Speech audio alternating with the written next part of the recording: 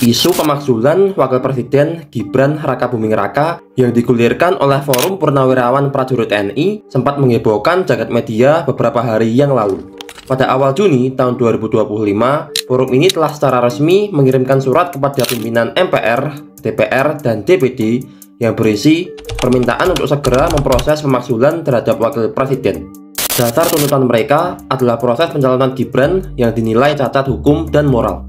Dalam teori hukum tata negara, pemakzulan atau pemberhentian presiden dan atau wakil presiden di tengah masa jabatan dikenal dengan sebutan impeachment.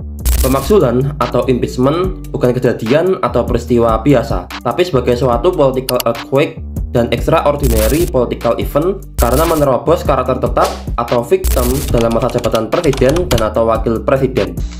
Nah, bagaimanakah pengaturan dan mekanisme impeachment dalam Undang-Undang Dasar 1945? Sebelum perubahan, Undang-Undang Dasar 1945 tidak mengatur secara jelas mengenai impeachment presiden dalam masa jabatannya. Satu-satunya ketentuan tentang impeachment dalam Undang-Undang Dasar adalah Pasal 8 yang menyatakan bahwa jika presiden mangkat, berhenti, atau tidak dapat melakukan kewajibannya dalam masa jabatannya, ia digantikan oleh wakil presiden sampai habis masa jabatannya. Kemudian, penjelasan umum Undang-Undang Dasar 1945 menyatakan bahwa DPR mengawasi tindakan presiden dan jika Dewan menganggap bahwa presiden melanggar haluan negara yang ditetapkan oleh Undang-Undang Dasar dan MPR, maka MPR dapat diundang untuk persidangan istimewa untuk meminta pertanggungjawaban kepada presiden. Dalam praktik, sebelum perubahan Undang-Undang Dasar 1945, upaya pemakzulan presiden dilakukan dalam forum sidang istimewa MPR. Secara konstitusional, penjelasan Undang-Undang Dasar 1945 tidak menyebutkan secara jelas bentuk pelanggaran yang dilakukan oleh presiden. Satu-satunya alasan pemakzulan bahwa presiden sungguh melanggar haluan negara dengan tidak disebutkan secara elaboratif mengenai maksud melanggar haluan negara tersebut. Sehingga penilaian subjektif mayoritas anggota DPR menjadi dominan dalam pengajuan sidang istimewa. Pemberhentian Presiden Soekarno dan Presiden Abdurrahman Wahid oleh MPR merupakan hasil subjektivitas anggota DPR dalam pengajuan sidang istimewa MPR.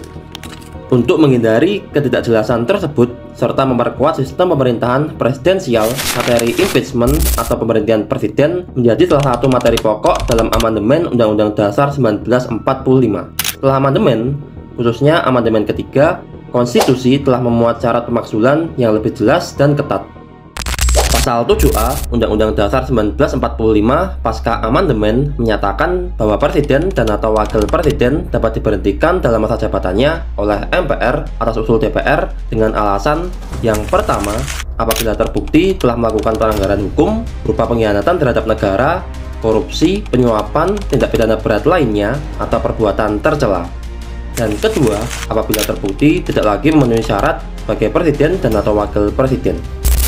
Kemudian, mengenai mekanisme pemakzulan, berdasarkan ketentuan Pasal 7B Undang-Undang Dasar 1945 pasca amandemen, DPR tidak bisa langsung mengajukan usul pemberhentian kepada MPR, tapi menyampaikan terlebih dahulu kepada Mahkamah Konstitusi untuk memeriksa, mengadili, dan memutus pendapat DPR bahwa Presiden telah melakukan pelanggaran hukum atau tidak lagi memenuhi syarat. Usul DPR kepada MK harus didukung sekurang-kurangnya 2/3 dari jumlah anggota DPR yang hadir dalam sidang paripurna yang dihadiri sekurang-kurangnya 2/3 dari jumlah anggota DPR. Jika MK memutuskan bahwa presiden terbukti melakukan pelanggaran hukum atau tidak lagi memenuhi syarat sebagai presiden, maka DPR mengadakan sidang paripurna untuk meneruskan usul pemberhentian kepada MPR.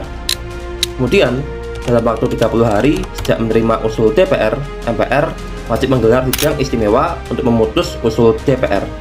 Keputusan MPR dilakukan dalam rapat paripurna yang dihadiri sekurang-kurangnya 3/4 dari jumlah anggota dan keputusan harus disetujui oleh sekurang-kurangnya 2/3 dari jumlah anggota MPR yang hadir setelah Presiden diberikan kesempatan untuk memberikan penjelasan dalam rapat paripurna MPR.